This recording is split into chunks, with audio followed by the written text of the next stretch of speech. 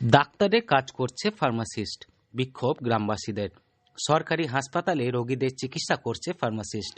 বীরভূমের তারাপীঠ সংলগ্ন এলাকার প্রায় 60 থেকে 70 হাজার মানুষ প্রাথমিক চিকিৎসার জন্য নির্ভর করে থাকেন তারাপুর প্রাথমিক স্বাস্থ্য কেন্দ্রের ওপর।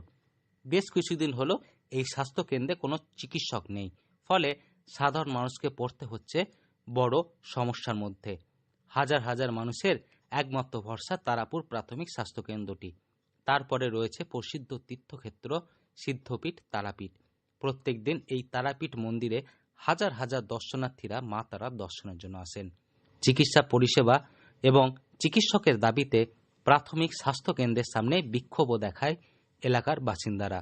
এলাকার বাসিন্দাদের অভিযোগ, দীর্ঘদিন ধরে এই স্বাস্থ্য কেন্দ্রে কোনো চিকিৎসক নেই, ফলে সমস্যায় পড়তে হচ্ছে তাদের। এখানে প্রথম কথা, আমাদের আগে 2 বছর আগে এখানে বেডেড পিএসসি হিসেবে এটা চালু ছিল, কিন্তু গত বছর মাঝামাঝির দিকে আমাদের এখান থেকে একজন ডাক্তারবাবু ট্রান্সফার পান নর্থ বেঙ্গলের দিকে।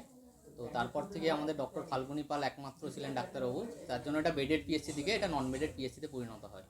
এবং গত মাসে জানুয়ারির এন্ডে ওনার রিটায়ারমেন্ট হয়, নিয়ে 1 মাস যাবৎ হলো ডাক্তারবাবু এখন এই মুহূর্তে নেই। সেই জন্য আমাদের নেক্সট মান্থে আমাদের ইন্টারভিউ আবার আছে 6 মার্চ। আশা করি 20 তারিখের মধ্যে ডাক্তারবাবু চলে আসবে। তো এখানে গ্রামবাসীদের অভিযোগ যাতে এখানে ডাক্তারবাবু আসে। চিকিৎসক না থাকার কারণে রোগীদের চিকিৎসা করছে ফার্মাসিস্ট কম্পাউন্ডার। এলাকার বাসিন্দাদের দাবি, অবিলম্বে চিকিৎসক বহাল করতে হবে। যদিও গ্রামবাসীদের দাবি স্বীকার করে নিয়েছেন হাসপাতালের ফার্মাসিস্ট তন্ময় চক্রবর্তী। চিকিৎসকের বদলে তিনি রোগীর চিকিৎসা করছেন, এমনই কথা স্বীকার করেন তিনি।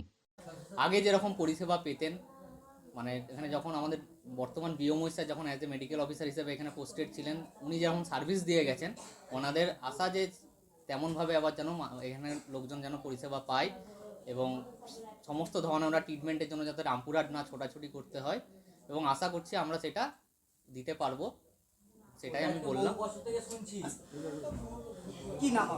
আমার নাম তন্ময় চ্যাটার্জি। আমি ফার্মাসিস্ট পদে রয়েছি বসা বিপিএসসি থেকে। পরিষেবা ভালোই পাওয়া যেত, এখন পরিষেবা ভালো পাওয়া যায় না। রুগী এসে ঘুরে যাচ্ছে, কোনো ট্রিটমেন্ট হচ্ছে না, ডাক্তার থাকছে না। কোনো ডাক্তার যদি ভালো আসছে তাকে তাড়িয়ে দেওয়া হচ্ছে। সেটা কেন তাড়িয়ে দেওয়া হচ্ছে সেই ডাক্তার বুঝছে না। না, ট্রিটমেন্টই হয় না।